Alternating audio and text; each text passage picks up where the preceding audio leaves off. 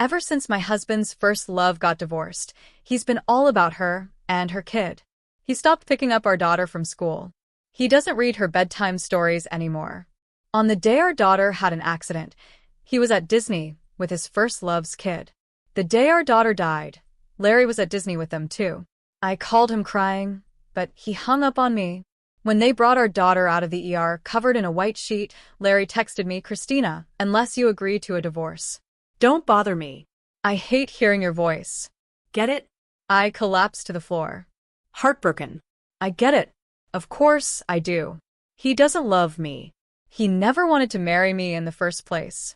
On our daughter's 5th birthday, Larry asked for a divorce because his first love, Helen, was single again. She was living a tough life with her kid, and Larry wanted to give them a home.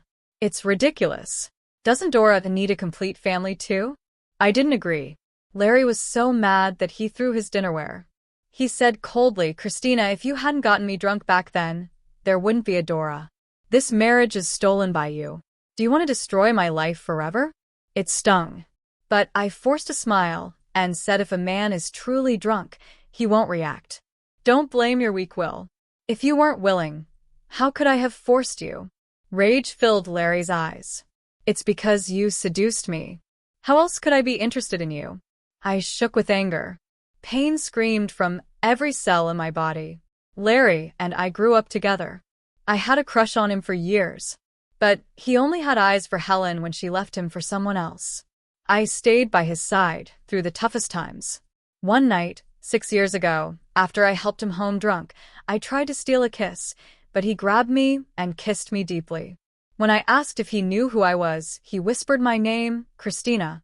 He knew I thought I finally made it, but the next day he said it was a drunken mistake. If it weren't for me getting pregnant with Dora, he wouldn't have married me. He doesn't love me. I foolishly believed I could change his mind someday. But I overestimated myself. In the end, I lost everything miserably. For 6 years, he was lukewarm to me, but at least an okay dad to Dora. Now, he's about to leave Dora for Helen and her kid, who isn't biologically his. I couldn't accept it. Sniffling, I held back tears and said, "Larry, I won't divorce you. Go ahead and stay with Helen. If you're not afraid, she'll be seen as the other woman." His anger flared, and he slapped me hard.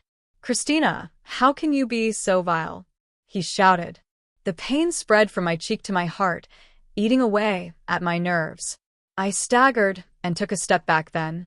I heard Dora crying from the bedroom door. Daddy, don't hit Mommy. "Stop fighting." Larry froze. I rushed to hug Dora. "It's okay, sweetie. Daddy and Mommy aren't fighting." Just as Larry was about to comfort her, his phone rang. It was Helen. Her daughter was sick and needed a ride to the hospital. Without hesitation, Larry was leaving. Dora clung to his shirt and pleaded, "Daddy, don't go. You haven't been home for so long. You said you'd celebrate my birthday." Since Helen came back, Larry's been all about her and her daughter. He stopped picking Dora up from school, telling bedtime stories, and taking her to play. He didn't even come home much. If it weren't Dora's birthday, he probably wouldn't have come at all. Despite her pleading, he left. Dora asked me tearfully, "Mommy, does Daddy not want me anymore?" That question broke my heart. I hugged her tight, choking back my tears, saying, "Of course not. Daddy loves you. He'd never leave you." But I underestimated how much Larry cared for Helen. The next night, my stomach hurt, so bad from my chronic condition that I couldn't stand it. Dora called Larry, crying, "Daddy, Mommy's sick. Can you take her to the hospital?" After a pause, he laughed coldly. "Christina, are you still playing games to trick me into coming home? Your lies are bad enough. Don't teach our daughter to do the same." I could hear Helen in the background. "Larry, Tina won't eat again." Larry's voice softened immediately. "I'll handle it," he said, ignoring Dora and me as he hung up. Now, not just my stomach, but my heart ached to the point of suffocation. I dragged myself up and swallowed some meds. Dora hesitated, asking Mommy, "Who's the lady on the phone?" "Who's Tina?" I didn't know how to explain. How could I tell her that Daddy was leaving us for another woman and her kid? After getting Dora to sleep, even in her dreams, she called out for her daddy. Before falling asleep, I got a video from Helen. In it, Larry handed a peeled apple to Tina, who thanked him with a smile. He stroked her hair, saying gently, "Good girl. Eat more fruit to stay strong." It was a perfect scene of family bliss, weaving pain tighter around my heart. Suffocating me. Helen kept messaging, "See, we're a happy family. Christina, Larry doesn't love you. If you have any dignity, stop clinging to him. You need to return what you stole." At first, she looked down on Larry for his average background. That's why she dumped him and married a rich guy. Now, after divorcing her financially struggling husband, she's back trying to find successful Larry again. The funny part, Larry still treats her like a queen. In the end, it's just Dora and me who got hurt. About 2 weeks later, I got a sudden call at work from Emily, Dora's kindergarten teacher. The moment I heard Emily's teary voice, my heart sank. She said Dora fell from a slide and hit her head, and she was being rushed to the hospital. Panicking, I hurried to the hospital. Fear took over, and I cried uncontrollably. With shaking hands, I called Larry. In moments like this, I needed someone to lean on. I wish Larry would tell me, "Christina, don't worry. Our daughter will be all right," but every time I called, he coldly hung up. Grief churned in my chest, and I was close to breaking point. The lights in the emergency room went out. I rushed over only to see Dora being wheeled out under a white sheet. I dropped to my knees, pleading with the doctors to save her. All they offered me was their condolences. I no longer had a daughter. My Dora was gone. A notification buzzed on my phone. I looked down and saw a message from Larry.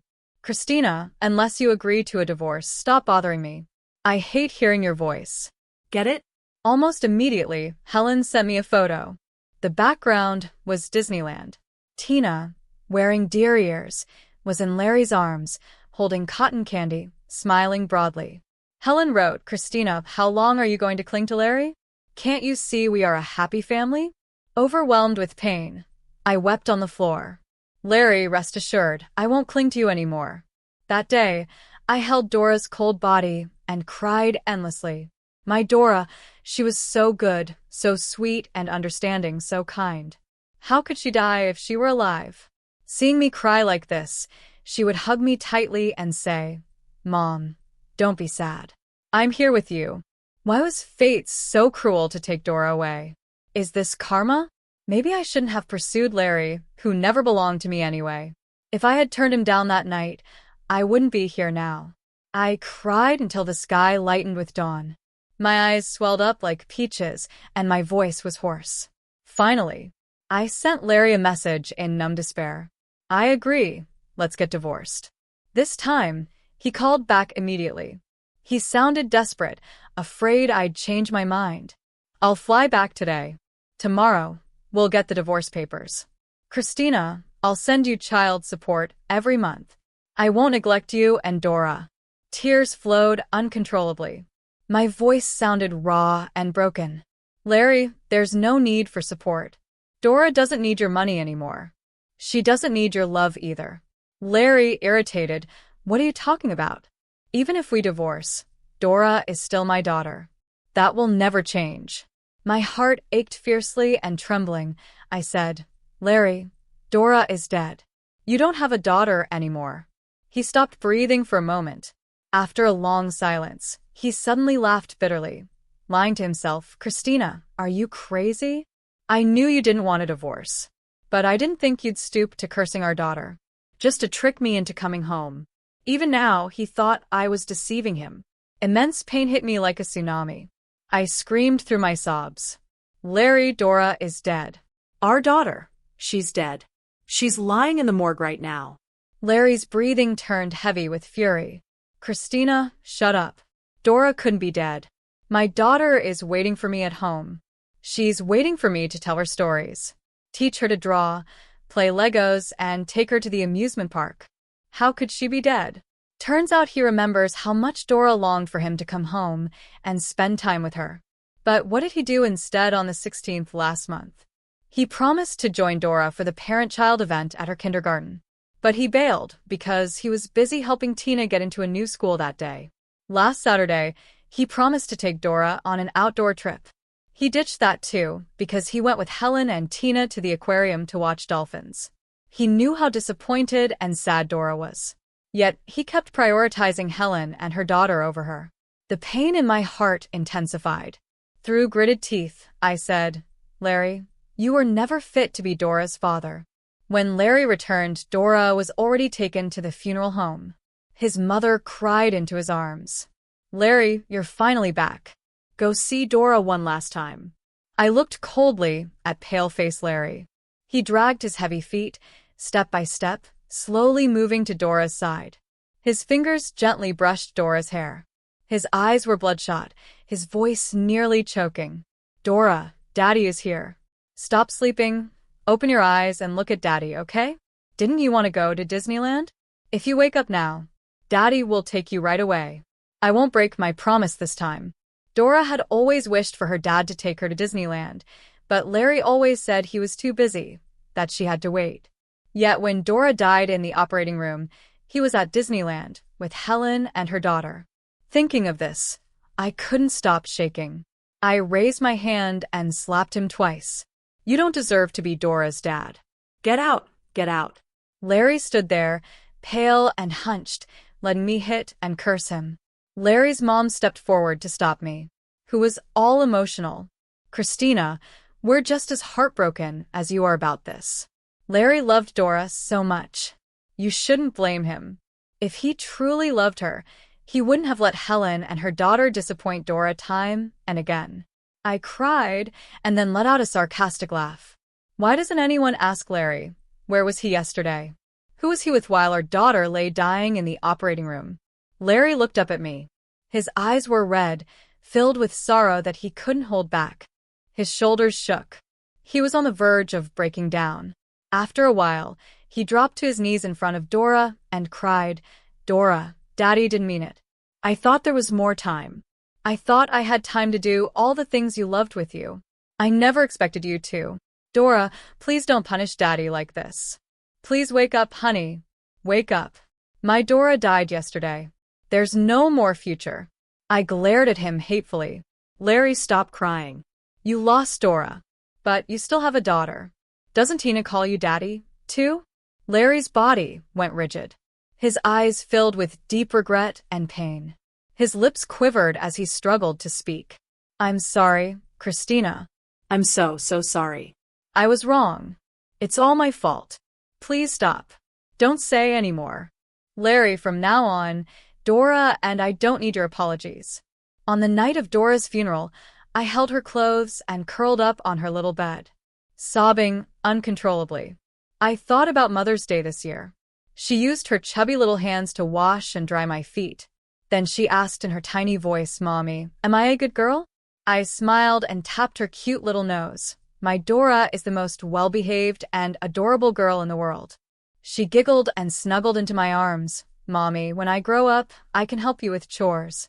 "Dora, my poor baby girl. How could you leave Mommy? How am I supposed to live without you?" In my grief, I clenched my teeth, took a blade, and cut my wrist. The blood flowed crimson red. The overwhelming pain swallowed me whole. "Dora, wait for Mommy. I'll come find you soon." As my consciousness faded, I saw Larry's panicked face. Christina, don't sleep," he called out anxiously. "I lost Dora. I can't lose you too. Please, Christina, don't leave me." "Larry, didn't you hate me? You didn't love me. So why are you so worried? What a pity." "I didn't die." When I woke up, my mom was holding my hand, tears streaming down her face. "Christina, you scared me to death. If you were gone, what about me and your dad? How could you bear to let us bury our child again? Christina, you've got to be okay. We're getting old. We can't bear the pain of losing you." Their graying hair and their tearful eyes. I burst into tears. I remembered how my dad would take me on spring outings by bike, how tirelessly he'd take me to school, pick me up, study late into the night with me. I thought about every meal my mom cooked, every sweater she knitted. How could I die? How could I only think about escaping when I've got parents to take care of? Choking on my tears, I apologized. My mom held me tightly. It's okay, sweetie. No need to apologize. We know you're hurting. We'll always be here with you. The nurse pushed the door open, and following her was Larry. Before he could enter, my dad blocked his way, punching him in fury. Get out, cheating scum. Like you doesn't deserve to see my daughter. Blood seeped from Larry's lips, but he didn't seem to feel the pain. He begged my dad, "Dad," the nurse said, "Christina's awake. Please let me see her. I just need to know she's okay." But my dad's anger didn't fade. My daughter is strong. She's fine. She doesn't want to see you. Now get away. With that, my dad slammed the door. My mom wiped her tears. If we'd known Larry would cheat, your dad, and I would never have let you marry him. It doesn't matter. I don't care anymore. Dora is gone, and so is my heart. Whatever happens with Larry and Helen is none of my business now. Unable to see me, Larry flooded my phone with messages. He talked about how much he loved Dora, how much he couldn't let go, how sorry and miserable he was. He admitted it was all his fault. He shouldn't have been misguided and left Dora and me. Without Dora, his in as much agony as I am. Seeing me with a slit wrist shattered his heart. He realized too late that he couldn't handle losing me. He begged for a chance to atone, to help me through this grief. Reading his heartfelt confessions, I only felt sorrow. Larry, how am I supposed to move on? Dora was my baby. My daughter, whom I carried for 10 months. She meant the world to me. Without her, there's no moving on. I was so sad that I even cried in my sleep. In the haze, I felt something rough wiping away my tears. I groggily opened my eyes to see Larry's bloodshot eyes. His voice was hoarse beyond recognition. "Christina, are you feeling any better?" I snapped awake and swatted his hand away. "What are you doing here?" He looked at me deeply. "I'm worried about you." The thought of that day, you cutting your wrist, it terrifies me. "Christina, I'm begging you. Please live on. I won't seek death again, but that's for my parents' sake, not his." My voice was icy. "Larry, cut out that lovey-dovey act. It's making me sick. Get out of my hospital room right now." His face was etched with deep sorrow. "Christina, you used to love me so much. Can you really push me away?" He said. Turns out he knew once upon a time. I had loved him with everything I had, but when did he ever cherish my true feelings? The abrupt ringing of a phone shattered the night. Seeing Helen's name on the screen, he paused. I sneered, "Your future wife is calling. You should hurry back to take care of her and your daughter."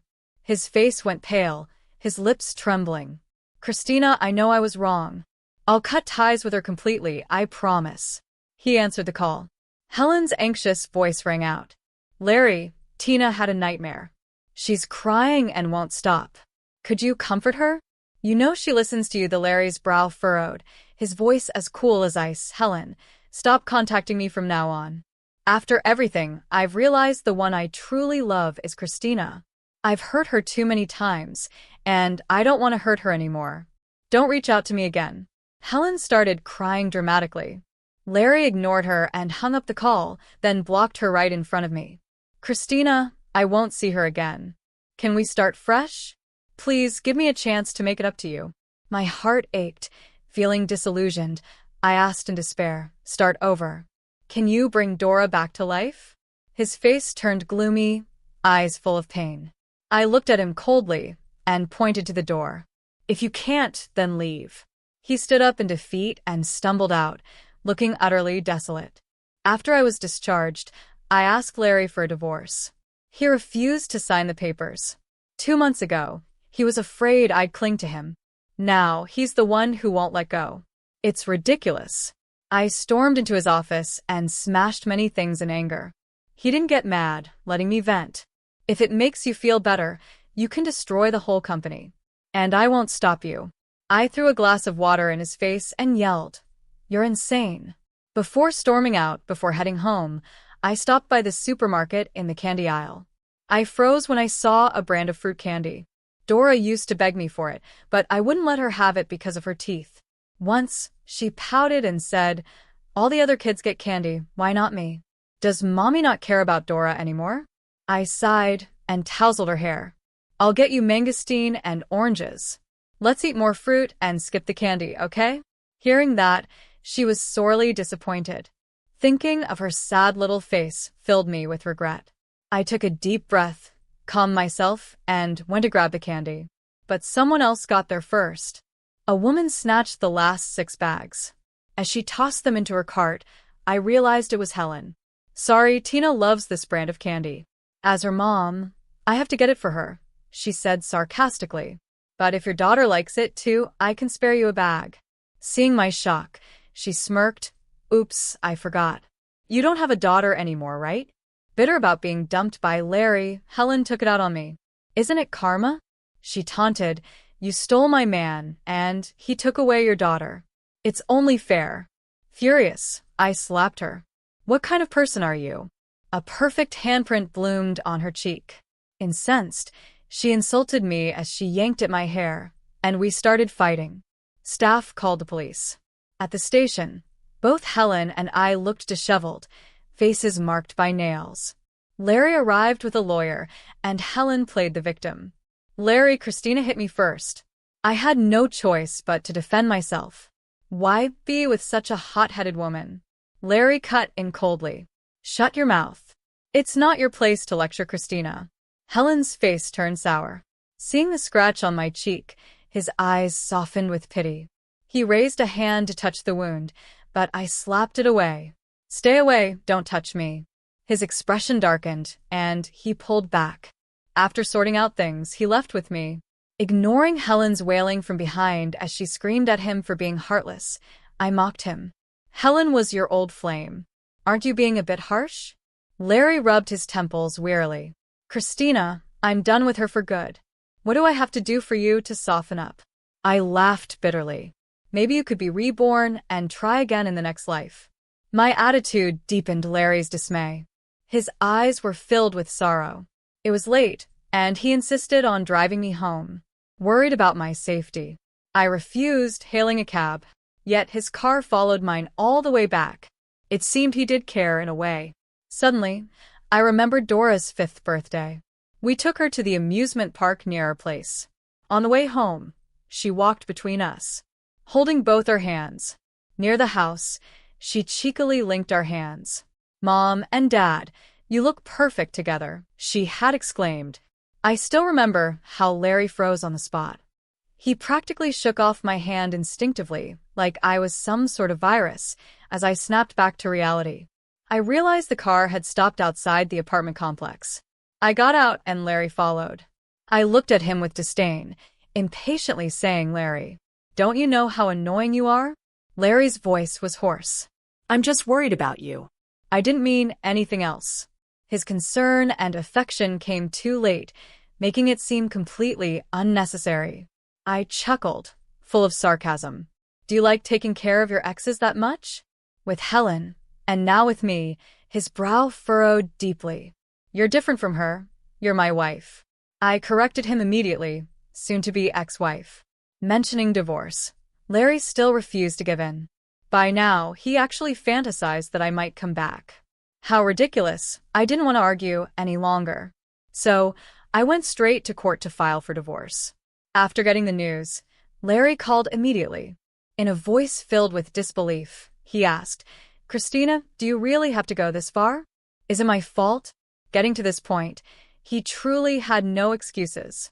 When I got home that night, I could see him from a distance, leaning against the wall, looking worn and forlorn. As I got closer, I smelled the strong scent of alcohol. Maybe he'd had too much. His eyes were terribly bloodshot.